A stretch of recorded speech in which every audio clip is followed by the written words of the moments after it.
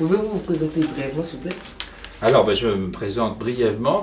D'abord, je suis le maire de Chennevières et ça me donne l'occasion de vous rencontrer dans les différents endroits où j'ai à le faire, dans les écoles, au Prige parfois. Et puis aujourd'hui, on est ensemble ici pour suivre le travail du sculpteur que nous avons retenu pour le monument et pour la paix autour duquel seront célébrées toutes les cérémonies à Chennevières et qui a une vocation qui va bien au-delà. Depuis combien de temps êtes-vous maire de Chennevières? Depuis 2014. Et ce projet, il était présent dans mon esprit avant, puisque je savais qu'il y avait des difficultés pour la célébration de cérémonies du fait du manque d'espace. Et ça s'est renforcé parce qu'on a fait venir beaucoup de gens à ces cérémonies.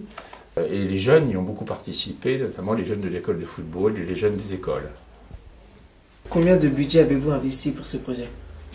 Alors, ce que je vous disais tout à l'heure, c'est qu'on a investi pour la sculpture un budget de 100 000 € qui a été complété par un travail sur le parc, puisqu'il fallait aménager ce parc, mais c'est un budget qui avait été largement compensé par le fait qu'on avait acheté l'ensemble du terrain à la moitié de son prix, et ça grâce à un accord avec le département. Cet investissement, car c'est un investissement aussi pour le patrimoine, ça se construit aussi. Le patrimoine, ça se respecte. On travaille sur l'église Saint-Pierre, on travaille sur le fort, on a des perspectives. Ça, c'est le patrimoine ancien. Il faut aussi créer du patrimoine. C'est important, je crois, ça. Et donc, voilà, on a raisonnablement investi, mais je pense qu'on a raison de le faire. Pourquoi vous voulez créer cette sculpture?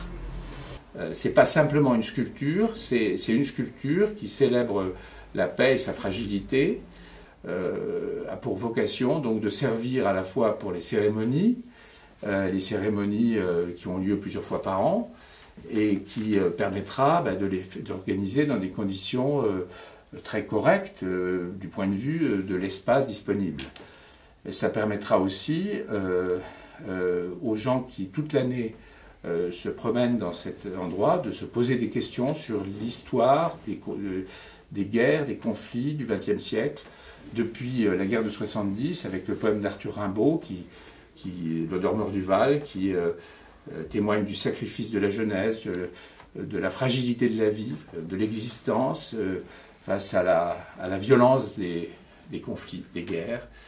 Et donc, ensuite, les différentes guerres qui se sont succédé au XXe siècle, avec la reconnaissance aussi du passage des anciens combattants qui aujourd'hui participent aux cérémonies. Et je pense en particulier maintenant surtout aux anciens combattants d'Afrique du Nord. Et ces gens verront cela et s'interrogeront sur ce qui s'est passé et sur l'histoire de ce XXe siècle. Comment avez-vous rencontré le sculpteur? Alors, au départ, nous avons eu le projet avant de rencontrer le sculpteur et nous avons passé une annonce qui a conduit à faire un choix, après tout un processus, et donc un choix de retenir Jean Lamort parce que son expérience passée, c'est les œuvres qu'il avait déjà faites, son inspiration croisait très bien la vision que nous avions de cette sculpture. Voilà.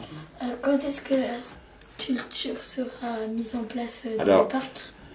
Elle sera véritablement inaugurée le 11 novembre pour le centenaire de la victoire de la Première Guerre mondiale. Donc on a choisi une date symbolique, 100 ans après la victoire, la fin de la guerre, la Première Guerre mondiale. Et vous serez associés d'ailleurs à ces cérémonies.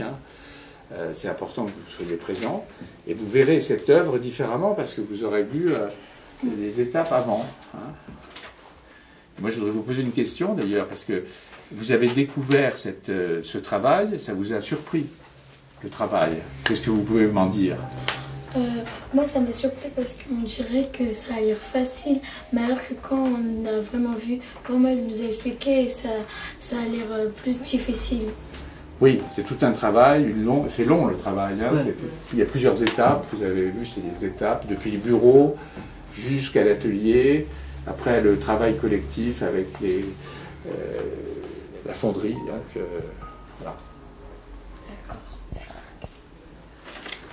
Concernant l'endroit prévu pour la sculpture, y aura-t-il une aire de jeu?